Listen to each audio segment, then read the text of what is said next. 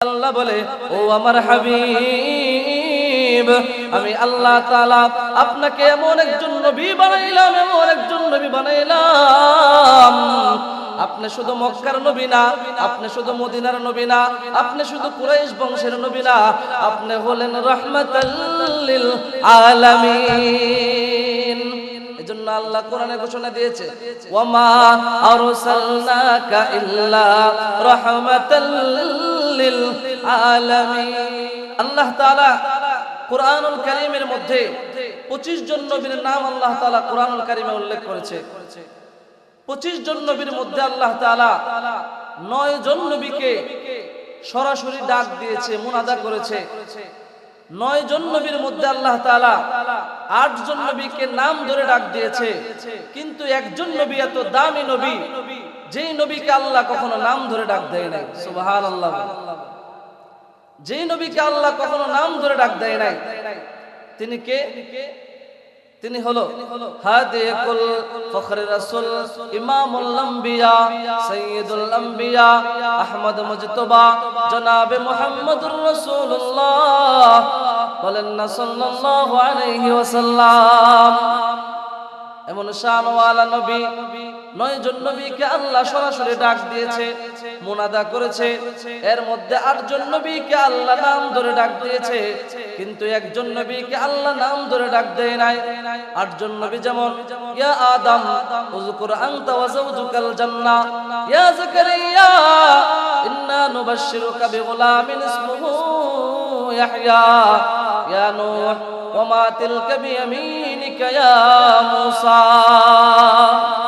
9 জন নবীর মধ্যে আল্লাহ তাআলা 8 জন নবীকে নাম ধরে ডাক দিয়েছে, কিন্তু একজন নবী এত দামি নবী, এত দামি নবী, যে নবীকে আল্লাহ কখনো নাম ধরে ডাক দেয় নাই। আল্লাহর যখন মন চাইতো নবীকে ডাক দিতে, তো আল্লাহ তাআলা কোরআনের কোথাও সরাসরি ইয়া মুহাম্মদ বলে নাই। ইয়া মুহাম্মদ নবীজিকে সরাসরি কখনো কোরআনের কোন জায়গায় নাম ধরে ডাক দেয় নাই।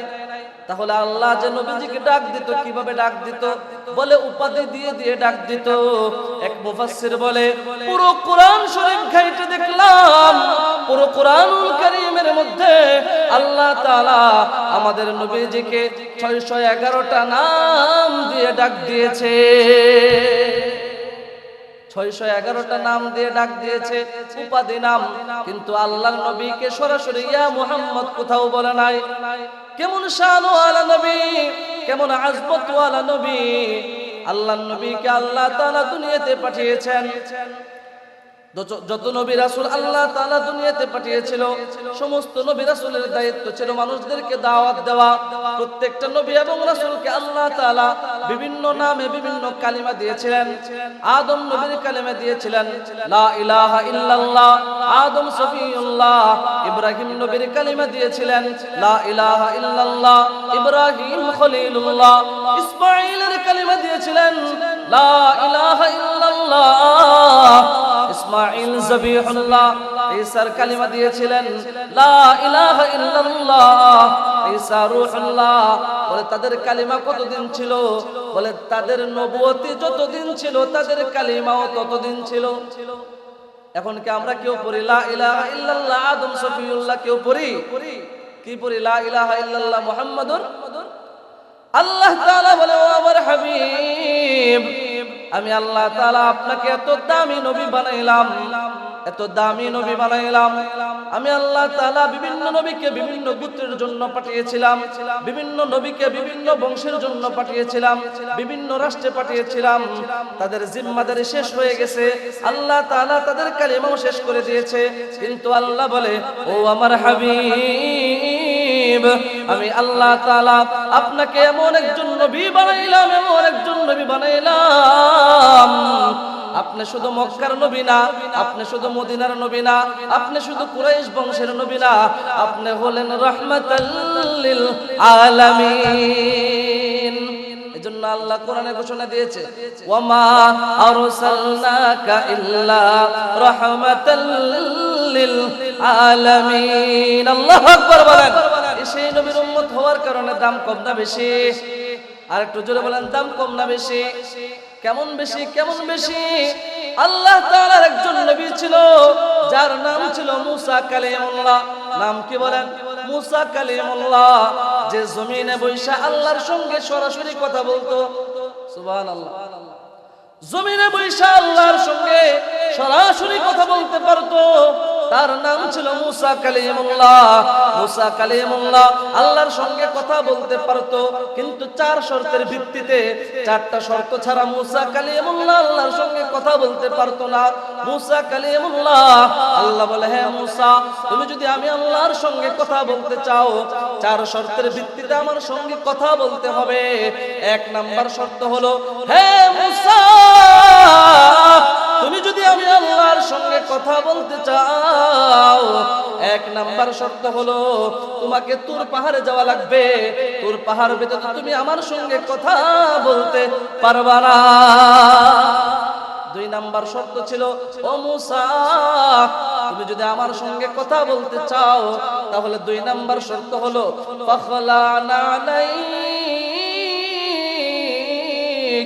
ইন্নাকা বিল ওয়াদিল মুকদ্দাস তুয়া। আল্লাহ বলে, হে মুসা, তুমি যদি আমার সঙ্গে কথা বলতে চাও, তাহলে তুর পাহাড়ে উঠবা। তুর পাহাড়ে ওঠার সময় ফাখলানা আলাইক, তোমার পায়ের জুতা খুলে তুর পাহাড়ে উঠতে হবে, কারণ ইন্নাকা বিল ওয়াদিল মুকদ্দাস তুয়া। তুর পাহাড় হলো একটা পবিত্র জায়গা। পবিত্র জায়গায় কি জুতা নিয়ে যাওয়া যায় কি যায় না? যায়। জুতা নিয়ে যাওয়া যায়? মসজিদের মধ্যে কি জুতা নিয়ে যাওয়া যায়? আল্লাহ বলে, হে মুসা, তুর পাহাড় হলো একটা পবিত্রতম জায়গা। এই জায়গায় যদি তুমি কথা বলতে চাও আমার সঙ্গে, তাহলে তোমার পায়ের জুতা খুলে তুর পাহাড়ে আসতে হবে। কয়টা শর্ত গেল? কয়টা শর্ত গেল? 2টা শর্ত গেল। আল্লাহর সঙ্গে কথা বলার জন্য মুসা পয়গম্বরের 4টা শর্ত লাগবে। 3 নাম্বার শর্ত, আল্লাহ তাআলা বলে, হে মুসা, তুমি যদি আমার সঙ্গে কথা বলতে চাও, তাহলে 3 নাম্বার শর্ত হলো তোমাকে ওযু বানাইয়া আসতে হবে। 4 নাম্বার শর্ত হলো, হে মুসা, তুমি যদি আমার সঙ্গে কথা বলতে চাও, 4 নাম্বার শর্ত হলো আমি আল্লাহ তাআলা তোমার জন্য যে সময়টা নির্ধারণ করে রাখবো, ওই সময়ে তোমাকে আসতে হবে তোর পাহাড়ে। এছাড়া তুমি আমার সঙ্গে কথা বলতে পারবে না। কিন্তু শুনে রাখো মুসা, শেষ জামানায় আমি আল্লাহ এমন একজন নবী পাঠাইবো, আর এমন একজন নবীর দামি উম্মত আমি আল্লাহ বানাইবো, যেই উম্মত আমার সঙ্গে কথা বলার জন্য কোনো শর্ত রাখবে না। এই উম্মত যদি নামাজের মধ্যে দাঁড়াইয়া আলহামদুলিল্লাহি রাব্বিল আলামিন, এই উম্মত যদি নামাজের মধ্যে দাঁড়াইয়া আলহামদুলিল্লাহি রাব্বিল আলামিন বইলা আমি আল্লাহকে ডাক দেই, আমি আল্লাহ তার ডাকে সাথে সাথে সাড়া দিয়ে দেই। अल्लाह अल्लाह क्या मजा मुर्शिद की मैं खानाम है, दोनों आलम के हकीकत एक पैमाना में है, दोनों आलम के हकीकत एक पैमाना में है। अल्लाहर नाम ভালো লাগে কার কার? আল্লাহর নাম ভালো লাগেনি? আল্লাহর নাম শুনতে রাজি আছেন তো ইনশাআল্লাহ? আল্লাহর প্রেমে পাগল হইতে হবে। আল্লাহর প্রেমে যদি পাগল হন, তাহলে দুনিয়াতেও আল্লাহ দামি বানাইবে, আখিরাতেও আল্লাহ আপনাকে দামি বানাইয়া দিবে। যেমন দামি হয়েছিল বেলাল, যেমন দামি হয়েছিল আবু বকর, কেমন দামি হয়েছে বেলাল।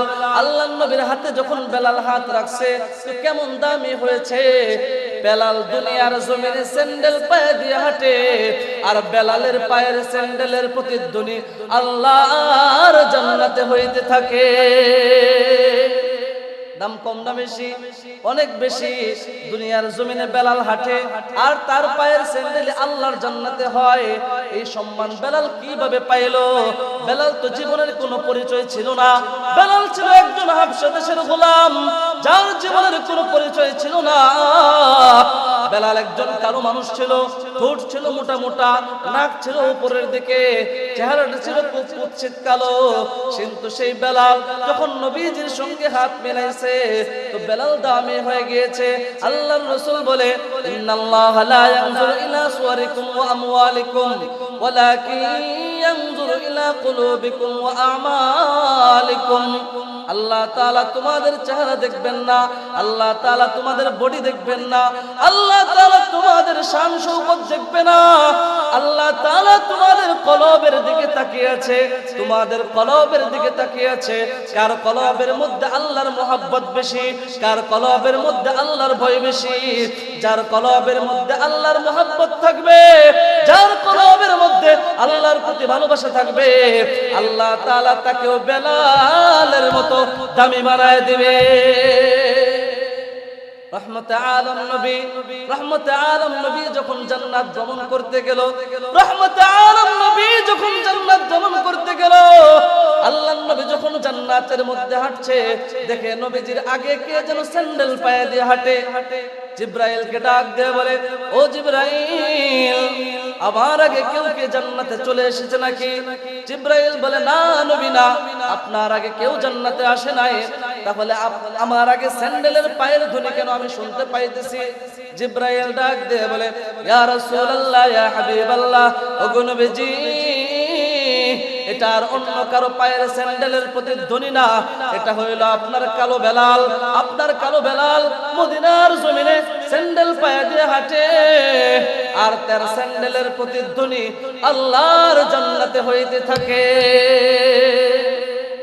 ओ मेरे रब है मेरे सब है मेरे पलने वाला है, ओ मेरे दिल में हिदायत का बत्ती जलने वाला है, ओ मेरे मालिक है व खालिक है व रहमान व रहीम है, ओ मेरे सत्तार है जब्बार है रज़्ज़ाक करीम है, ओ मेरे सत्तार है जब्बार है रज़्ज़ाक करीम है।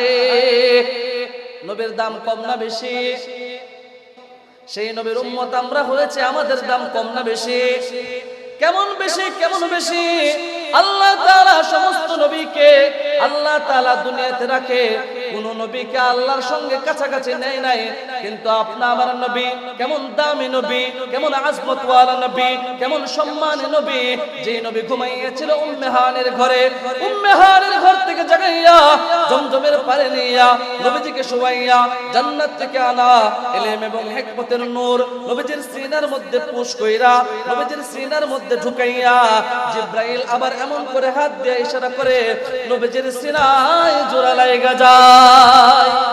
জোড়া লাগলে আগের মতো থাকেনি, কোনো দাগ টাগ থাকেনি, না না না, কোনো দাগ টাগ ছিল না, বরং নবীজির সিনা মুবারক আগের চাইতে নূরে নূরান্বিত হয়ে যায়।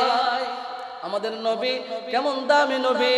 তিনি শুধু একটা গোত্রের নবী ছিলেন না, তিনি ছিলেন গোটা জগতের নবী, গোটা জগতের নবী। এমনকি আমাদের নবী সমস্ত নবীদের নবী। সুবহানাল্লাহ, সমস্ত নবীদের নবী। কেমন ভাবে আল্লাহর নবীকে আল্লাহ তাআলা নবীদের নবী বানাইলো? আল্লাহর নবী সমস্ত নবীদের নবী। আল্লাহর নবীকে আল্লাহ তাআলা যেদিন জান্নাতে নিয়ে যাইতেছিল, আল্লাহর কাছাকাছি নিয়ে গিয়েছিল, ওই দিন আল্লাহ তাআলা মেরাজের রাত্রিতে বাইতুল মুকদ্দাস মসজিদের সামনে আল্লাহ তাআলা জিবরাইলকে বলল, ও জিবরাইল, এই জায়গায় একটু দাঁড়াও, এই জায়গায় একটু দাঁড়াও। জিবরাইল দাঁড়াইলো নবীজিকে নিয়া। আল্লাহ তাআলা আদম থেকে নিয়ে ঈসা পর্যন্ত যত নবী আছে, যত রাসূল আছে, সমস্ত নবী সমস্ত রাসূলকে আল্লাহ তাআলা বাইতুল মুকদ্দাস মসজিদের সামনে একত্রিত কইরা আল্লাহ বলল, হে জিবরাইল, এই জায়গার মধ্যে 2 রাকাত নামাজ হবে। কয় রাকাত নামাজ বলেন? 2 রাকাত নামাজ হবে। জিবরাইল পেরেশানিতে পড়ে গেছে, ইমাম কাকে বানাবে, কোন নবীকে ইমাম বানাবে, কোন নবী আমার বেজার হয়ে যায়। আদম থেকে নিয়ে ঈসা পর্যন্ত সমস্ত নবীকে আল্লাহ তাআলা একত্রিত করেছে কোথায়? বাইতুল মুকদ্দাসের সামনে। আল্লাহ তাআলা জিবরাইলের অন্তরে ঢাইলা দিল, ও জিবরাইল, অন্য কোন নবীকে ইমাম বানানোর দরকার নাই, তুমি আমার শেষ নবী মুহাম্মদ পয়গম্বরকে ইমাম বানায়া দাও। নবীজির হাত মুবারক ধইরা জিবরাইল নবীজির হাত মুবারক ধইরা ইমামতিতে পাঠাইয়া দিয়েছে। এই জন্যই তো নবীজির নাম ইমামুল আম্বিয়া, সাইয়্যিদুল আম্বিয়া, আহমদ মুজতবা, জনাবে মুহাম্মদুর রাসূলুল্লাহ। বলেন না সাল্লাল্লাহু আলাইহি ওয়াসাল্লাম। मुबारक हो ज़माने को कि ख़त्मुल मुरसली आया, सहाबे रहम बनकर रहमतल लिल आलमी आया, सहाबे रहम बनकर रहमतल लिल आलमी आया। আল্লাহ নবীর কত শান বলতেছি, আমাদের নবী কেমন দামি নবী, নবী দামি উম্মত দামি, সুবহানাল্লাহ। নবী দামি উম্মত দামি, আর সেই নবীর উম্মত হইলাম আমরা। আমরা দুনিয়াতে আসছি সবার পরে, কিন্তু জান্নাতে যাব সমস্ত নবীদের উম্মতের আগে। আসছি সবার পরে, জান্নাতে যাব সমস্ত নবীদের উম্মতের আগে। আর এই উম্মতের মধ্যে সবচাইতে দামি মানুষের নাম কি জানেননি? এই উম্মতের মধ্যে সবচাইতে দামি মানুষের নাম হলো আবু বকর। কেন আবু বকর দামি হইল? আবু বকর এই জন্য দামি হয়েছে কারণ আবু বকর মুসলমানদের মধ্যে সর্বপ্রথম মুসলমান হয়েছে। এই জন্য আল্লাহ আবু বকরকে দামি বানাইছে। মুমিনদের মধ্যে সর্বপ্রথম আল্লাহ এবং রাসূলের পক্ষ থেকে সর্বপ্রথম সার্টিফিকেট প্রাপ্ত মুত্তাকি মুমিন বান্দা আবু বকর হয়েছে। এই জন্য আল্লাহ আবু বকরকে দামি বানিয়েছে। আবু বকর ছিল হেরা গুহার সাথে, আবু বকর হলো দুনিয়ার জীবনে নবীজির বাল্যকালের সাথে, আবু বকর হলো কবরের সঙ্গে, আবু বকর হলো হাসরের সঙ্গে, আবু বকর হলো জান্নাতের সঙ্গে। এই উম্মত যখন কিয়ামতের ময়দানে আল্লাহ তাআলা সমস্ত নবী সমস্ত রাসূলকে আল্লাহ তাআলা জান্নাতে ঢুকাইবে, সব নবীকে আল্লাহ যখন জান্নাত দিবে, সমস্ত নবীরা যখন জান্নাতে চলে যাবে, কোন উম্মত এই পর্যন্ত যায় নাই। আল্লাহ তাআলা সমস্ত নবীদের উম্মতদের মধ্যে সর্বপ্রথম যাকে আল্লাহ জান্নাতে দিবে তার নাম হলো আবু বকর সিদ্দিক। दुनियाए सखावत में तेरा नाम रहेगा, दुनियाए सखावत में तेरा नाम रहेगा, सिद्दीक तेरा नाम से इस्लाम रहेगा, सिद्दीक तेरा नाम से इस्लाम रहेगा, दुनियाए अदालत में तेरा नाम रहेगा, दुनियाए अदालत में तेरा नाम रहेगा, उमर तेरा नाम से इस्लाम रहेगा, उमर तेरा नाम से इस्लाम रहेगा, दुनियाए मुसल्लस में तेरा नाम रहेगा, दुनियाए मुसल्लस में तेरा नाम रहेगा, उस्मान तेरा नाम से इस्लाम रहेगा, उस्मान तेरा नाम से इस्लाम रहेगा, दुनियाए शुजाअत में तेरा नाम रहेगा, अली तेरा नाम से इस्लाम रहेगा, अली तेरा नाम से इस्लाम रहेगा, दुनियाए मुअज्जिन में तेरा नाम रहेगा, अल्लाह अकबर, दुनियाए मुअज्जिन में तेरा नाम रहेगा, बेलाल तेरा नाम से इस्लाम रहेगा, बेलाल तेरा नाम से इस्लाम रहेगा।